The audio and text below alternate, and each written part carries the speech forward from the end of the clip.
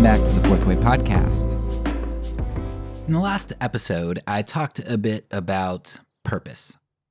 And we talked about the importance of finding our purpose and recognizing not only what the purpose is, but so not only what the ends are, but also the importance of living within the means, right? Playing a game within the boundaries. So I used a sports analogy last episode about how there are a lot of people who might recognize the appropriate ends, recognize the appropriate purpose, but they end up going out of bounds and not really being able to score the points because they've invalidated themselves by going out of bounds and can't come back in and play the ball. Or whatever other analogy you want to give in sports, recognizing how the importance of points, but not playing the game the right way to be able to score the points. In this episode, I'm going to change up the analogy just a little bit. So I refer to people in this episode, people who are going to recognize value, let's say, but not play by the rules. You know, I'm going to refer to some of these people as stalkers. So in the last episode, it was Christian nationalists that I kind of used as an example, where even though I agree with the values that they say with their lips, right, the importance of loving God, of following His laws, which should lead to loving others as well. But I agree with loving God and I agree with loving others. Those are great ends. But I feel like they go out of bounds on the means, trying to obtain those ends. And so if you think of these people, Christian nationalists, kind of like Pharisees, right? If you think of them as stalkers, that's gonna help us out this episode, right? So think about a stalker. I imagine you are at work and you receive this anonymous gift from someone who's been stalking you, and they've been learning all about you, right? They've been learning your favorite color. They've been learning where you like to hang out, how many kids you have, their names and birthdays, like all this information that, you know, friends would know and family would know. But like the more information they know, it's like, you know, only the closest people to you would know. Like this is kind of creepy. So you start receiving gifts from somebody who's stalking you at work. That's gonna be like really creepy. And that's how I would take a lot of this like Christian nationalism sort of thing, right? Confess God with their mouths. They know a lot about God. They know a lot about what He wants. They know about what His word said, about, you know, all this information about God. Confess Him with their mouths, yet their hearts are far from Him, right? They're seeking the ends without engaging in the means, without going through the relational process. But there's also another way that I'm going to talk about here as I kind of unpack this analogy. Another way that you can miss purpose as well. And that is, here I liken that to being a mistress. If you go back to the gift analogy at work, right? Imagine that you are at work. Imagine that you're married. You are at work, and all of a sudden you receive this really fancy, like sensual gift from a mistress that you have, from someone who you've maybe had a fling with, or maybe you've had a long affair with, like very intimate affair, and you really enjoy the affair, but you don't really want to be receiving gifts from that person at work because you need to kind of keep that under wraps. So that's really embarrassing. So both of those things, receiving gifts from stalkers and receiving gifts from mistresses at work, right, really, really not good. Like you don't want to do that. It feels weird, creepy in the one situation and embarrassing in the other. And that's because of the nature of your relationship with each of those types of people, right? You don't want any part of them other than the momentary pleasure they provide in your mistress. And for the stalker, you really don't want any part of them at all. You just want the information about them. You know, there are people who are not stalkers, but who know all kinds of information about sports figures or actors and actresses who aren't stalkers. They haven't gone that far. They haven't like gone creepy, but they know tons about this individual who knows nothing about them. So, both stalkers and mistresses, to have either of these relationships, they require systems of complexity, in a sense.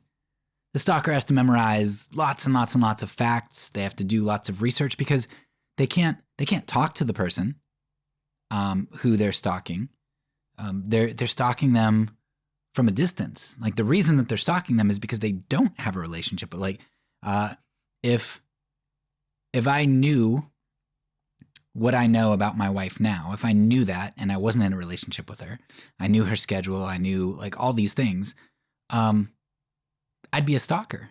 The reason I'm not a stalker is because she shares those things with me freely, and I know those things because we're in relationship. Like, stalkers have to have these complex systems of finding facts and memorizing things because they don't have a relationship with the person. They're not learning with them by day in and day out experience. They're setting up a system for gaining knowledge that they should only have by being in a relationship, right? And then mistresses, of course, a lot of times, because you have to be sneaky, there are all these elaborate meetings and lies and stories and to explain away your time away or these gifts that you get, right? This huge elaborate system is set up to kind of hide that fact. And both of these contrast very much with just a simple relationship of spending time with someone and enjoying their fellowship. So in this episode, I want to kind of jump off of that idea that I'm continuing from the last episode about digging a little bit deeper, okay, identifying the importance of values. And yes, if simplicity is something that provides us with purpose, if it's in the grain of the universe and it's what God intended for us, then what does it look like to walk in relationship with him? And how do we fool ourselves sometimes that we are in relationship with him by being a stalker or a mistress? And what should that life look like as we pursue God, one of whose means is a simple life. So let's jump right in. The secular world often refers to Christianity as a religion. That's probably because it is, right? But a lot of Christians don't seem to like being pigeonholed that way. Since Christianity is an exclusive religion, Christians feel the need to set themselves apart from religion, from other religions. I often hear Christians respond to this idea with disdain, and they'll say something like, Christianity isn't a religion, it's a relationship. Now, the response is always well-meaning, but it's really a quip intended to rebut the modern notion that religion is merely a personal, mental, and emotional system intended to help one make their way through life, right? Like a crutch. There are hundreds of religions to choose from, and Christianity is just another, and it's just a system. But Christians feel that Christianity is so much more than that, and they want the world to know it. As I think about the popular Christian retort to Christianity being mere religion, I'm finding that it becomes more unappealing to me, this retort. And much of my dislike for the response probably lies in the way that some Christians kind of make the remark. The response is sometimes accompanied by like a self-righteous tone, and it's frequently directed towards sinners and unbelievers in what seem to be more of a smug retort than it is by Christians who are upset at being stereotyped, right?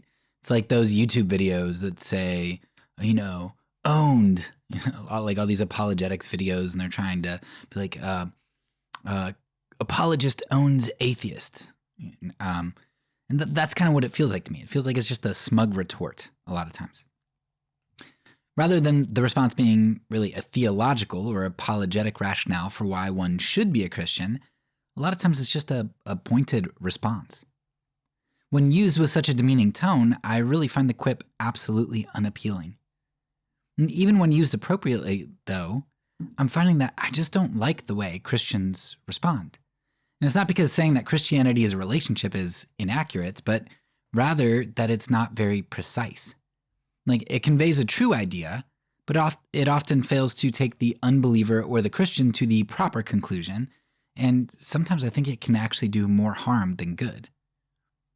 Christianity might indeed be a relationship, but relationships aren't always good, right? There are lots of kinds of relationships. And sure, there are loving relationships, but there are also adversarial relationships, love-hate relationships, relationships of dependency, stagnant relationships, opportunistic relationships, relationships of convenience, and the list could go on. Being in relationship with another simply means that you interact with them or affect them in some way. So when the Christian says that they're in relationship with God, it's important to consider the specifics of what this relationship looks like.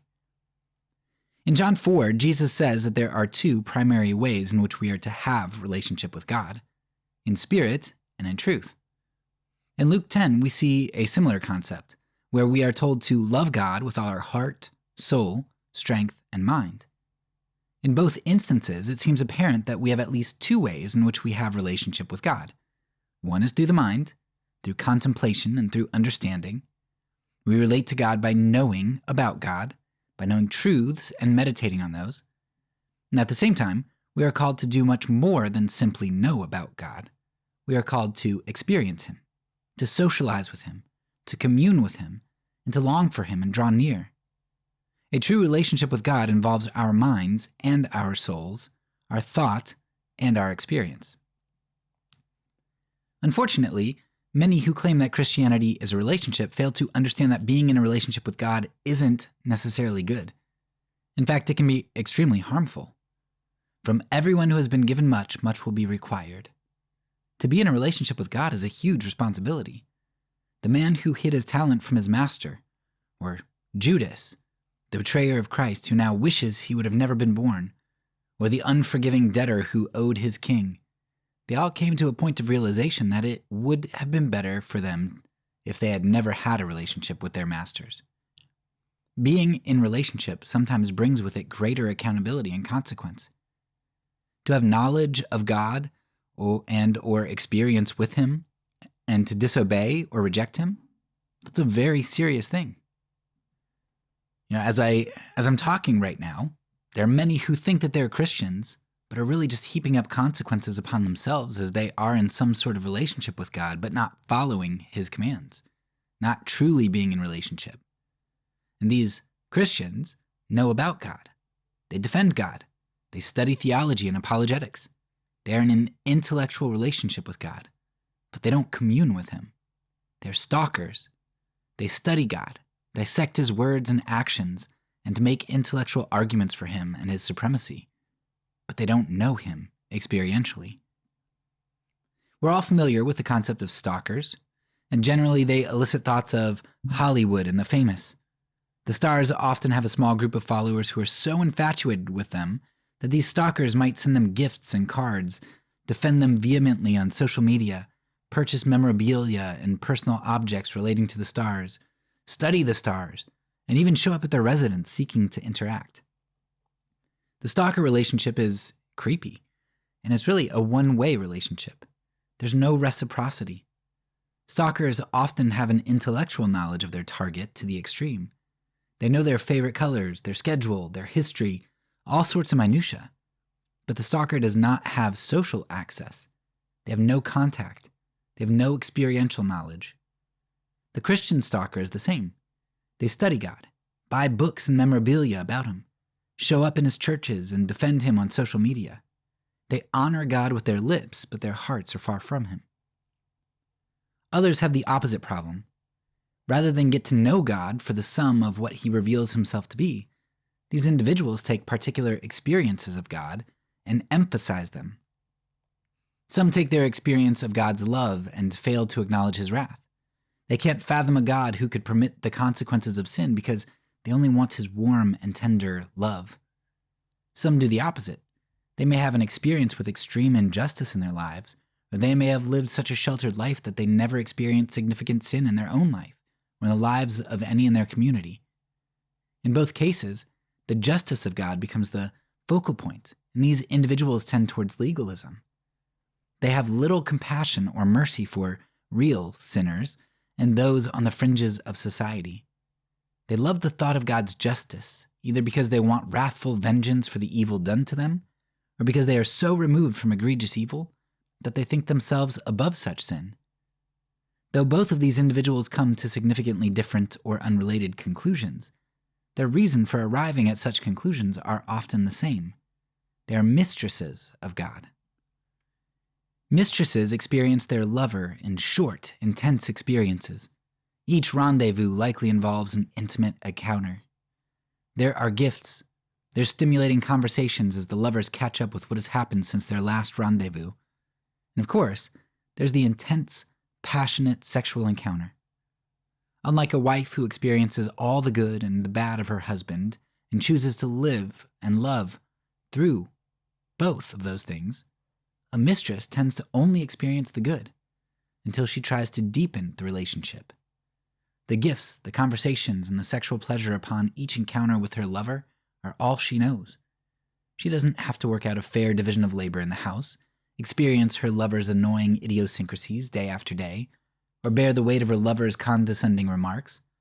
The mistress doesn't have to practice forgiveness. The mistress's role is easy. She isolates the good experiences without having to put in any effort for understanding and love. Mistresses of God do the same thing. They isolate their experience of God. The warm and fuzzy Christian isolates God's love so they don't have to deal with the uncomfortable notion of his justice and wrath against them or those they love. The legalist isolates God's justice so they can either condemn those they hate or elevate themselves as better than others. When you're better than those terrible people out there, you don't have to worry about your righteousness, your standing with God, or the uncomfortable necessity of repentance. Legalism protects you from the difficulty of facing your own sin and need of a savior. The list could go on. The takeaway is that there are many today who are in relationship with God, but are only in an experiential relationship.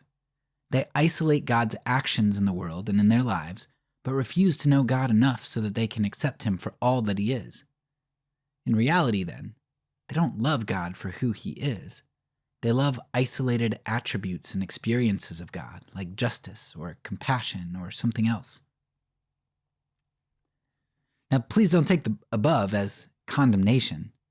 I'm by no means saying that stalkers and mistresses can't be true Christians. I often find myself passing through life as a stalker of God, and I have been several mistresses too, as I have isolated different experiences of him at various points in my life. And even now, I'd probably say that I feel more like a stalker or a mistress than I do as a bride. The assurance of my Christianity doesn't come from avoiding the pitfalls that I've talked about so far, but rather in trusting that only Jesus can and will save a sinner like me, and seeing the fruit that ripens in my life as God convicts me of sin and leads me to repentance time and time again. As I evaluate my pendulum swing relationship, it makes me wonder about the two extremes. It seems hard to rectify what a true relationship with God is because as I learn more about him, I tend to be puffed up with arrogance and become a creepy stalker. But when I stop focusing on knowledge and experience of God's love, I become self-righteous and legalistic as I condemn others in my heart for their surface Christianity. And when I combine the two and I become a stalker/mistress, it just ends up being an arrogant, intellectual, self-righteous, legalistic follower of Christ. It doesn't seem like combining the two groups here really solves the relational problem. So what is it that makes obtaining information about someone and experiencing someone merge together into what we'd consider a healthy relationship? I think Jesus identifies the solution pretty simply. If we love him, we'll obey him. A stalker seeks information for their own benefit. They want knowledge, status, affirmation, attention, or some type of reward for what they do. Though their infatuation about the person they stalk is great, their goal is not the other person in the relationship. Likewise, a mistress seeks many of the same things. She embraces pleasure at the expense of others and puts in little relational work between her and her lover. The mistress seeks to ride the crests of pleasure, while the wife continues her experience and love even through the troughs. Both the stalker and the mistress are power positions. They're not positions of submission, and they're not positions of self-sacrificial love. To be in a truly deep relationship, that relationship must be accompanied by love. This love is a willingness to submit and sacrifice for what the other wants, which is exemplified through obedience. And this type of relationship isn't power, it isn't easy, it isn't intense all the time, it often isn't very exciting, but it grows, it fulfills, and it lasts. It's a tree which bears fruit and endures to the end. Christianity is indeed a relationship, but then again, so is pretty much everything else. If there's something or someone we come in contact with, a relationship exists. As Christians, we need to be more precise about this relationship. Churches are filled with people who stalk God or experience Him in isolation as a mistress. This will always be true. It's part of the human condition on our road to restoration. But we do a disservice to those who think they're in true relationship with God if we don't better explain what a living relationship with Him really means. You know, a lot of what we've talked about this season has really involved relationship. And I think especially of our section on diversity, and talking about the importance of relationship, of course, with other people, and just the ways that a lot of our choosing to live simply or not is going to impact others, right? Whether that's economics, the hoarding of wealth, justice in that regard, busyness and or objectification of others. Like there's just so many ways that the simple life or the complex life are going to involve our relationships with others. But, you know, rounding out this season and thinking about the purpose of life just in general, of course that, and in the last episode arguing that, you know, purpose only comes by being an instrument, by being purposed by God, then that's going to involve, of course, our relationship with God. Most of this season, we've talked about our relationship with others. Of course, in other seasons and throughout episodes, I talk about God and, you know, there are implied relationships with Him there. But specifically here, following our episode on the importance of God as the creator and purposer, it's very important not just to know about God, not just to know the ends of God, because that's what a lot of people claim to know, the ends of God, but it's also the implementation of His means. It's being in communion with Him, to know the heart of God through daily walking and experience with Him, not as a mistress who isolates certain experiences of God or certain characteristics and aspects, attributes of God, but as somebody who knows God in whole, somebody who is going to know not only the ends of God, but also the heart of God and what God really wants. And what does God want from us? What does God require of us? Right? Micah 6:8 is very famous in declaring that, right? He wants us to love justice and mercy and to walk humbly with Him. And so we have to ask ourselves, a lot of the iterations of those who claim to know the will of God, of those who know the ends of God's, what do those iterations of Christianity or religion look like? Do they reflect the heart of God? And a lot of times they don't. And we've explored a lot of complex ways in which we can kind of make that mistake to become stalkers. And hopefully this episode helps you to evaluate not only the ends, but the means as well. That's all for now. So peace, and because I'm a pacifist, when I say it, I mean it.